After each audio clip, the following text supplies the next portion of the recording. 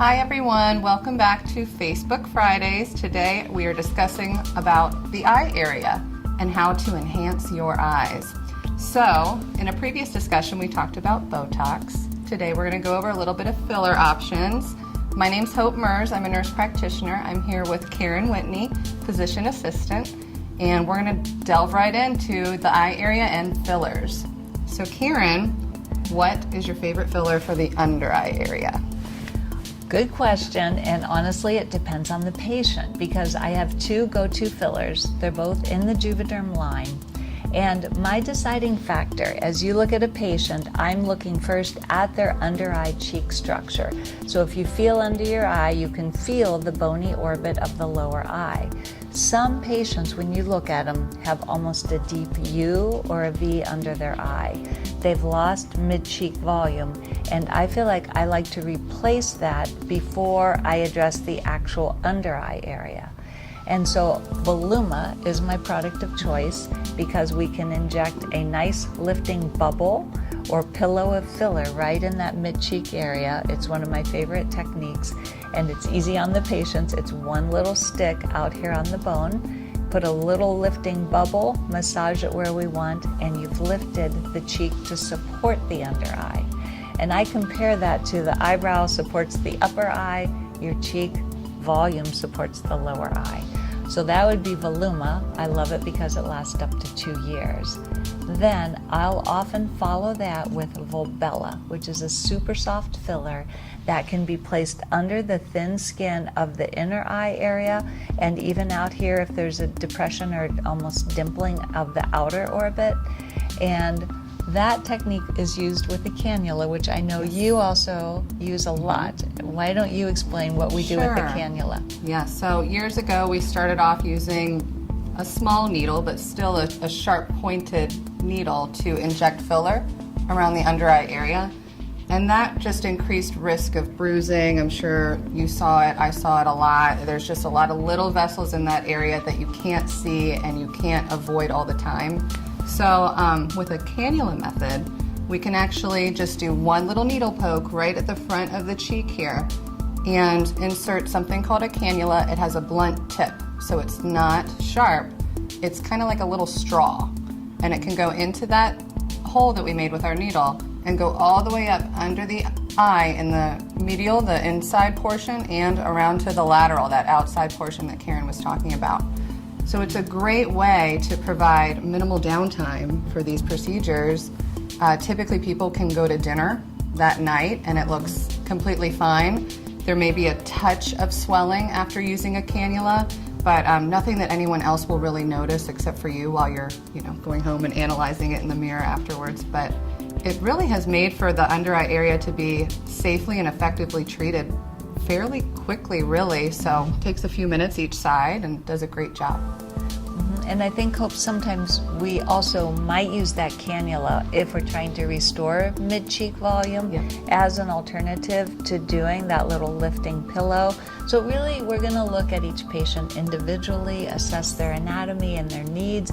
We're looking at your skin, we're looking at volume loss and bone structure. And people get a little freaked out about filler around the eyes. It is off-label, and what off-label means is that it's not been FDA approved for use in that area. However, in the appropriately trained practice setting, it's very much the standard of care. So experience is really critical if you're going to have someone work in this area in order to get a good outcome. And people are always worried, it's around my eye. We're not on your eyeball socket area. We're placing these products on the bone, right? And so they are very safe. Bruising can happen, but it's not the norm. And as Hope said, there's very little recovery involved. And also, as we're thinking about the eye area, one concern I've had with the passage of time is hollowing in my temples. Oh, Can you talk about that? Yes, absolutely. I love treating the temple area with the eyes. So this isn't something I think people commonly come in saying, I need filler in my temples. But it makes such a big difference with the eye area and the whole facial structure, really. It gives her a more youthful contour to the face.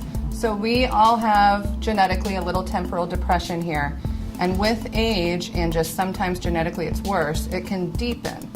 And so when that deepens, it actually can contribute to the eyebrow kind of coming in a little bit, and the under eye crinkling a little bit more with the skin. So when we replace that volume, it pulls back, it opens the eye. It's a great option to do in addition to under eye filler, Botox, skincare, all of that kind of stuff. So typically I use Voluma for that area. It's that long-lasting Juvederm filler, and it smooths nicely. You can't notice anything was done. You just look younger. Yeah, and that's such a fascinating treatment because we'll have patients feel, and you can feel the hollowness, and then you treat one side and they feel both sides, and it's an instant result. And it does, I compare it to when somebody gets their braces off. You know they look good, but you don't know why they look different because you're just looking at the face. And when you lift the temple area, if it's been sunken, it looks better, but patients and their observers don't know why. Yes. You know what else that really helps? I call these moons. They look like little half moons above the brow, and they're hard to treat with Botox sometimes depending on your anatomy.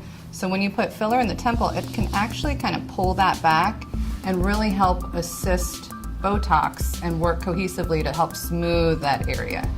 I would agree.